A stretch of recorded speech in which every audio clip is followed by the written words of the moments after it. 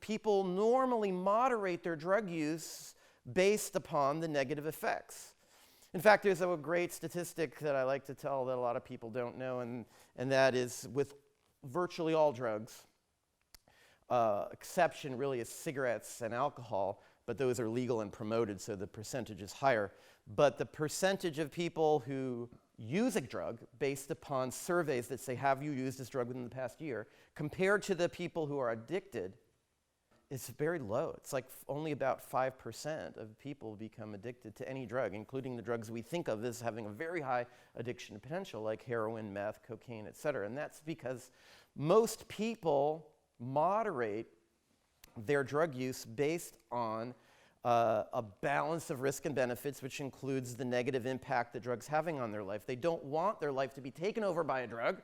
They value their relationship, their job, other aspects of their life more than doing the drug. This is the vast majority of people. In other words, like Dr. Carl Hart likes to say, the vast majority of drug use in society is non-problematic. And that should tell us a lot about how we need to change our drug policies, right? I think. Because it means that addiction does not lie in the drug.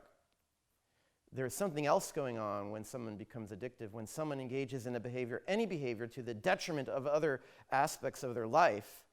There's something going on in that person's life that they can't cope with. Addiction is a psychosocial, spiritual crisis where a person is using a drug in a self-destructive way despite what they really believe is best for them.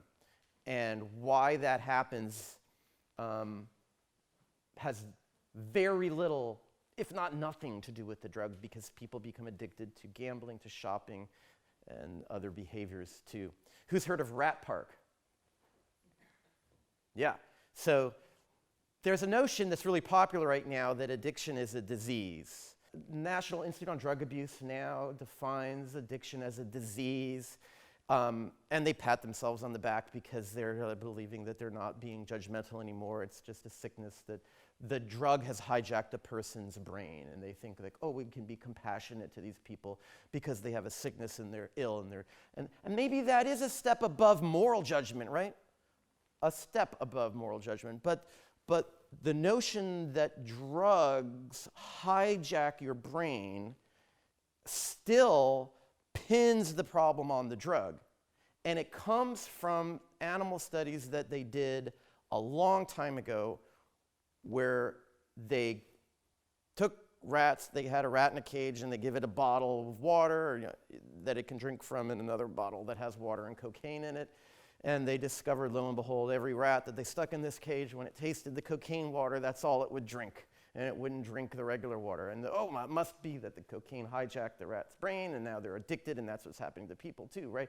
Well, some researchers later, with some foresight, decided, let's try this. Let's create a rat utopia. We'll call it Rat Park. This giant cage with 100 rats of all ages, and they had mazes to run through and wheels and things to hide under and plenty of food and lots of other rats to be a normal rat lifestyle, not a rat in solitary confinement. And they put cocaine water and regular water in the rat park, and the rats would taste the cocaine water now and then, but none of them got addicted, zero. When the rats were in a healthy environment where they had social support, where they could live a normal rat life, they didn't get addicted. And that should tell us something about why people get addicted too. And so what do we do in this country when people use drugs? We lock them up, put them in jail. We need to start dealing with addiction from a public health perspective and in the drug war. All right, back to MDMA.